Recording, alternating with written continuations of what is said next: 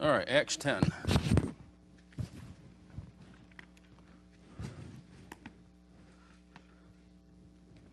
Am I going to have to put an ankle monitor on you guys?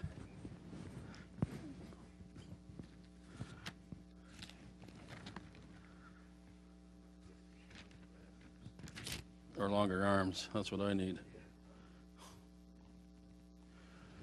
All right, we are, I think, just a quick recap again here, Acts 10. Peter has had his vision, and Cornelius has had his vision, and the Lord is divinely working, an act of sovereign grace in which he is going to bring Peter and Cornelius together for the purpose of saving Cornelius and his family. Bible describes Cornelius as a God-fearing man, one who did alms and was generous with his time, and I believe a man who was genuinely seeking to know the Lord and was acting upon the revelation that he had, and the Lord was going to give him complete revelation through his meeting with Peter so that he might come to know Christ as Savior. I think last time we were here, we were talking about what it means to fear God. Luther had certain ideas on fearing God. There was the filial fear, the fear that you would have as though a child would have towards mom or dad. That's a fear of offending and displeasing, disappointing. And there's the servile fear, the fear someone would have of a jailer or a tormentor, perhaps the fear that the slaves would have over the slave master back in slavery days, that kind of a fear.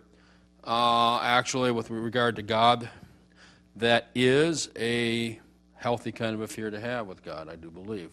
For the unsaved man, a fear of God as one who's going to punish evil and wrongdoing, I think is the first step towards the sinner's awakening, to understand that he stands under God's condemnation. But with salvation, that fear turns into the filial fear, where it is now our desire to please God, to avoid as much as is humanly possible through the strength of the Holy Spirit, to avoid offending and displeasing Him with the things that we do. Get again? Filial fear would be, it's the respectful fear that you would have towards your mother or your father or somebody in authority over you that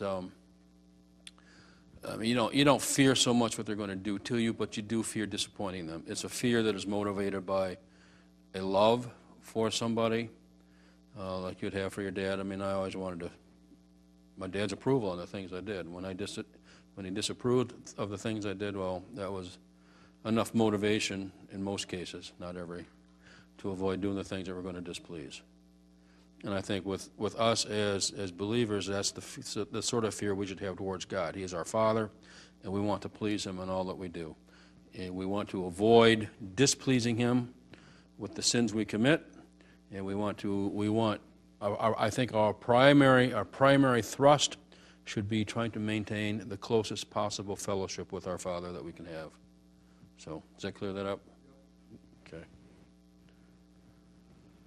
Any other comments on that before we move on, gentlemen?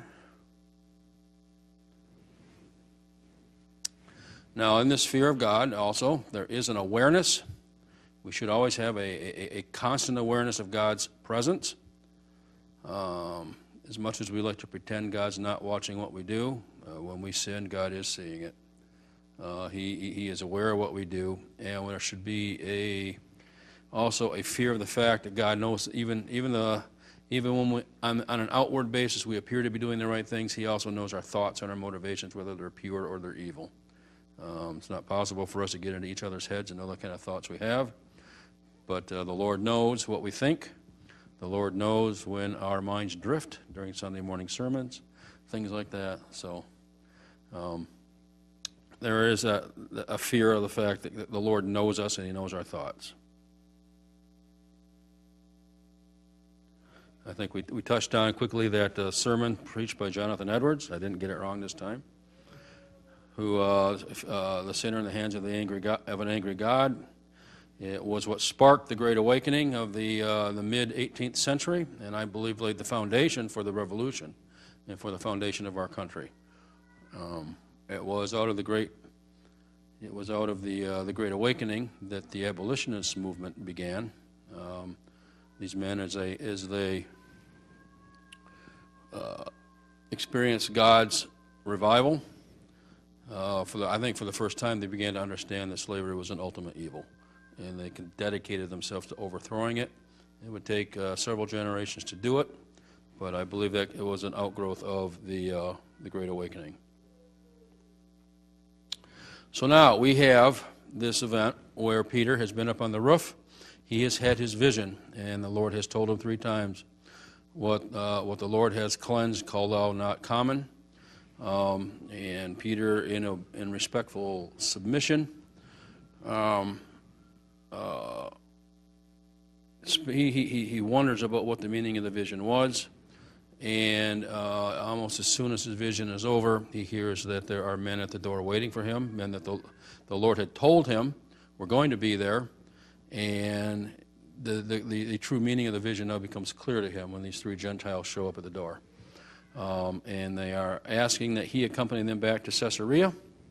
They've been on the road for probably at least 1 full day and the better part of another day, a day and a half or so that's a long trip. And they're tired, hungry, dirty, and so on. And Peter calls them in and lodges them. Peter, a Jew, he's a Jew of Jews, has had very little, if anything, ever to do with Gentiles in his life before, and now he is under the same roof with Gentiles, eating at the same table with Gentiles, sharing food with Gentiles, and even fellowshipping with Gentiles, perhaps. So this is a major change in Peter's thinking. It is a divinely caused change.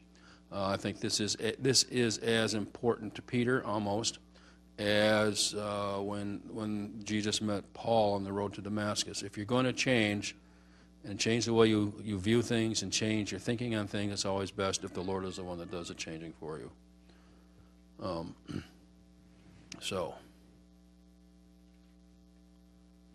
this represents Peter's first break, I think, with Jewish tradition.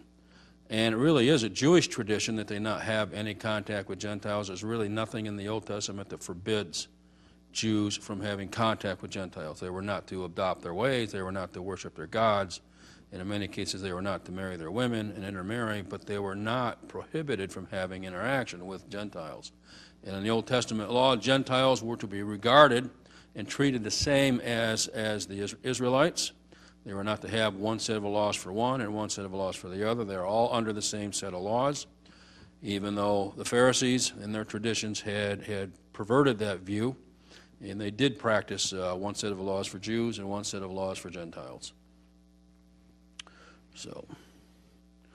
So after Peter has lodged these men for the night, they're going to set out on their trip back to Caesarea to meet Cornelius.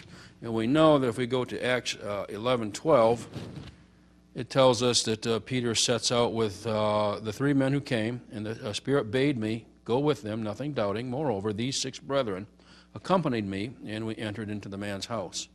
So as Peter sets out for Caesarea, the 3 messengers are with him. There's Peter, and there are six other men who are going with him. So we got a small party of 10, and it's going to be another journey of a day and a half to get back to Caesarea. Kind of wonder what kind of things they talked about during that trip. I don't doubt that Peter and his friends, it was probably a long walking prayer meeting perhaps. It was a chance for Peter to get to know these 3 Gentile men, for these Gentile men to tell Peter things about Cornelius, the man he's going to meet, so he has some idea of what he's walking into.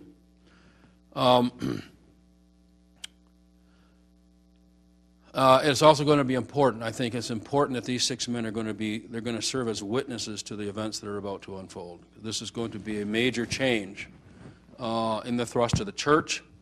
And lest there be any slander or misrepresentation of what happens, Peter's going to have 6 men who are going to attest truthfully to what happened with Cornelius and his family.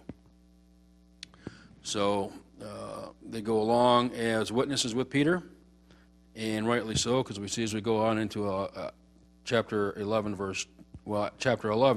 we do see that Peter is called to account for his interactions with these Gentiles, and these six men are able to attest that Cornelius and his family were truly saved, and that the Holy Spirit had fallen on them, as well as the Jews who had been saved, and they are able to testify to the accuracy of Peter's account, and that he was responding to his own vision and Cornelius' vision. So when Peter arrives at Cornelius' house, it says here,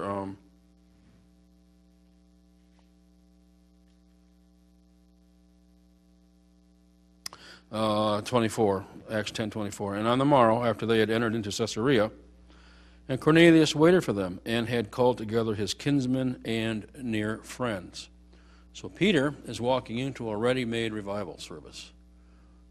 I can imagine, Pastor, this probably is the dream of every pastor, every seminary student, every college Bible student, to walk into a family and have them say, and walk into a house full of people, and they say, we want to know how to be saved.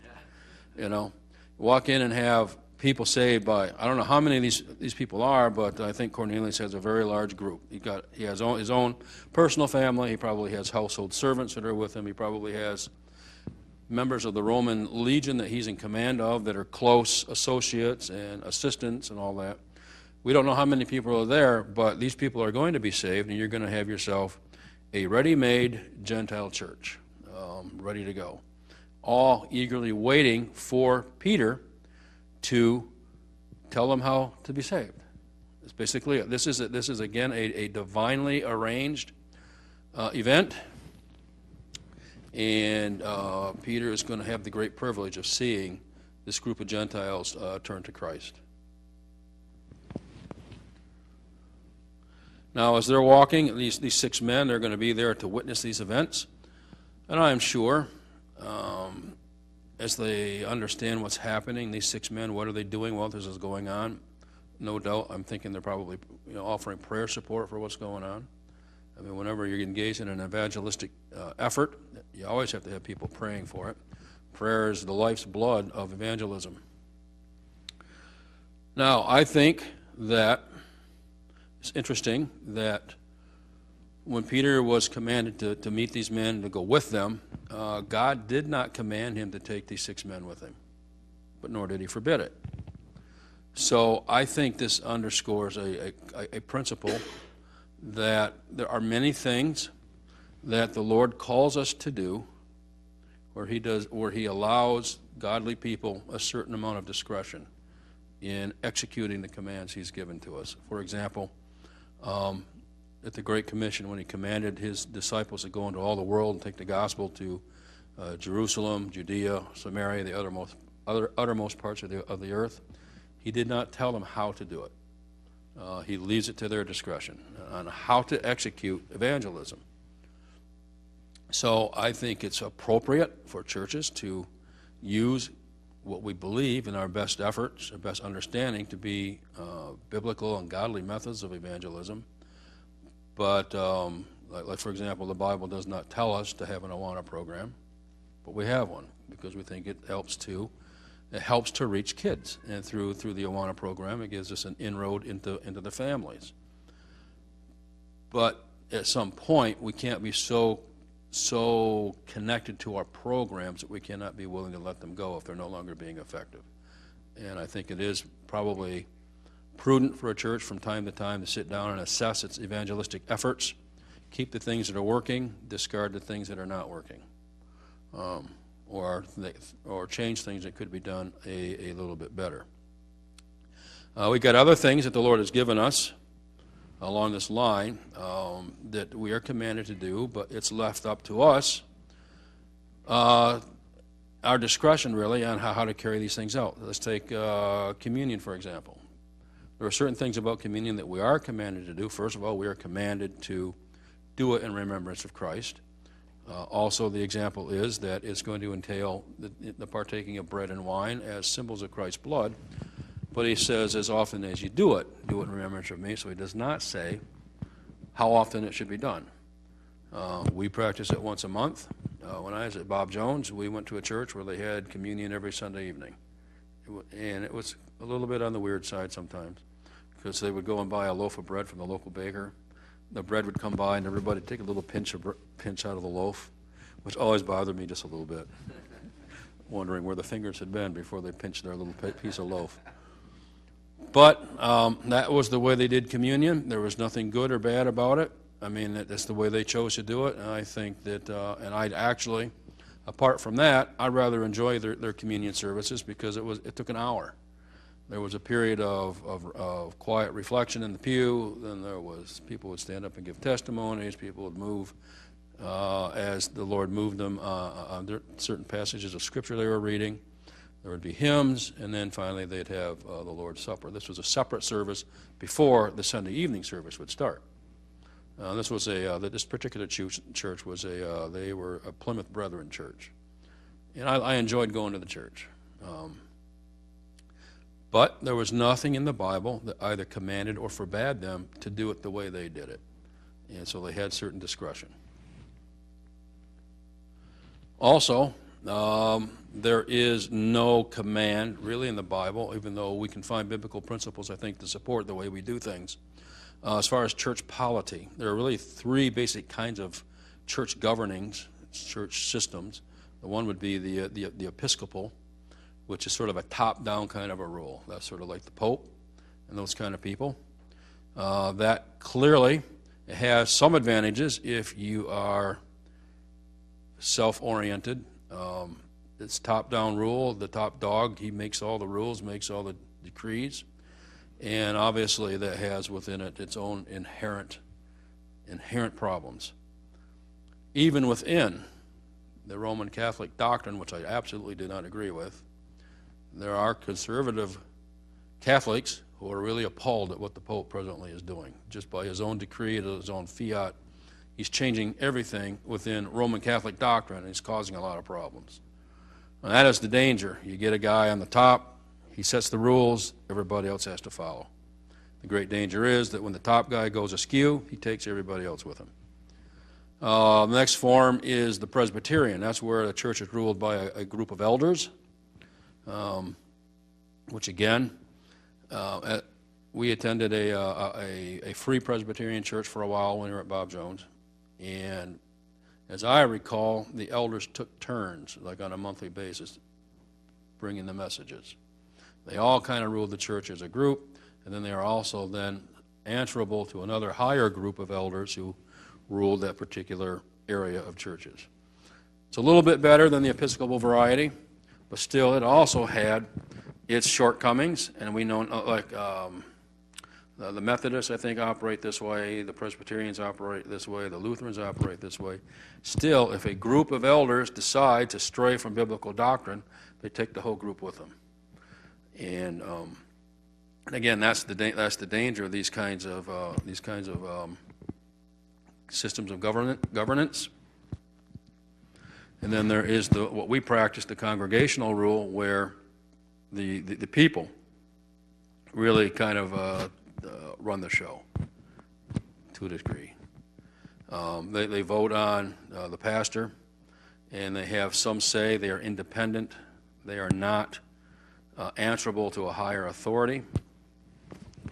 And it's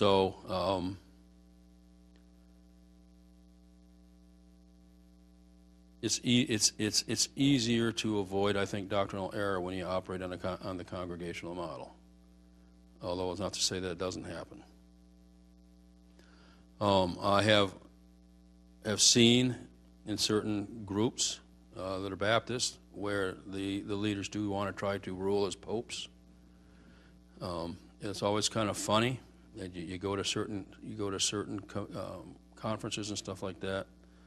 The special speaker there is one of these kind of guys, and everybody always kind of likes to congregate around them, and they want to be noticed by them, and they want to be seen by them, and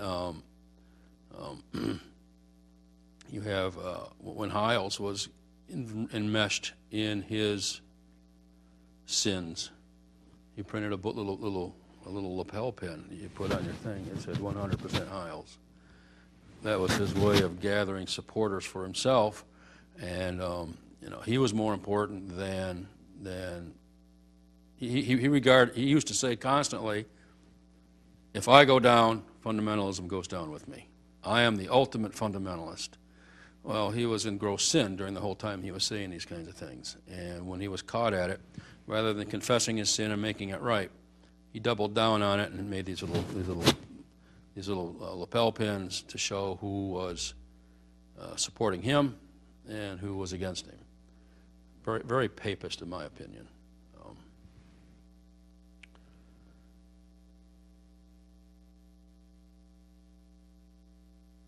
So, we have Peter has finally arrived in Caesarea. 24, it tells us that Cornelius has gathered this group of people with him. And then it says that in 25, as Peter was coming in, Cornelius met him and fell down at his feet and worshipped him. I looked into the commentaries to try to understand what this is supposed to have meant. And there was a great deal of disagreement on the commentaries as to what Cornelius was doing. Was he actually worshiping Peter as a god, as an angel, or some holy divine being? Most of them seem to suggest that this was a common practice in the ancient East, that when one would meet a person of higher social status, that they would prostrate themselves on the ground at their feet as a gesture of humility. But Peter, I think, the Bible tells us that we are to avoid the appearance of evil. I think Peter would have nothing to do with this. He didn't even want it to appear that he was receiving worship. Now let's remember, this is Peter, who the church claims was the first pope. And he said, stand up, I myself also am a man. And he is deflecting any inclination on the part of Cornelius to worship him and to instruct him or to tell him that he also is nothing more than a man prone to the sins of every other man, and that he is not to be worshipped. Now, in John Trapp's commentary, he says that, but Peter took him up. And then he adds his comment, the Pope holds forth his toe to be kissed and suffers his parasites to deify him. They say, you truly on earth are said to be God. Now this Peter, who was supposed to be the first Pope, I don't know where they get this idea, that the Pope is to be deified in this way, but it is contrary to Peter's actions when Cornelius falls at his feet and tries to worship him. And as Wesley, he says we must glorify the word and not the preacher, so that we must be careful to not elevate men to a position of being worshipped. And again, one of the things that made me uncomfortable about being in college was there was a tendency to worship men, to hold men in high regard, and I just think we need to be very careful that we are worshiping the Lord, and we are not deifying and worshiping those who are our leaders. A true godly pastor would not allow that kind of a thing to happen. Those who are not seem to revel in it, and they enjoy it, and they like the power that it seems to come with it.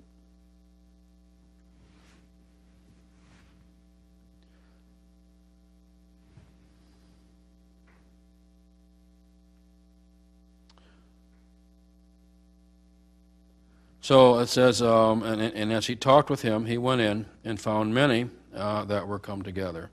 So again, as we mentioned, Peter walks in, and he finds this ready-made revival service, and these people who are, they are eager to hear what he has to say. And he reminds Cornelius in 28 that it's not lawful for him, a Jew, to keep company with them. But he states that God showed him that he should not call any man common or unclean. And that in this, God had represented to Peter that Cornelius, a Gentile, was as a precious a soul to him as any Jew, and that Peter has given the great privilege of presenting the gospel to this group of Gentiles, and he would soon see and rejoice in these people coming to know Christ. And I think I'm going to stop at this point. We're a little early, but are there any questions or comments on what we've done so far this morning? All right, if not, then we'll pick up next week where Peter presents Christ to this group and the falling of the Holy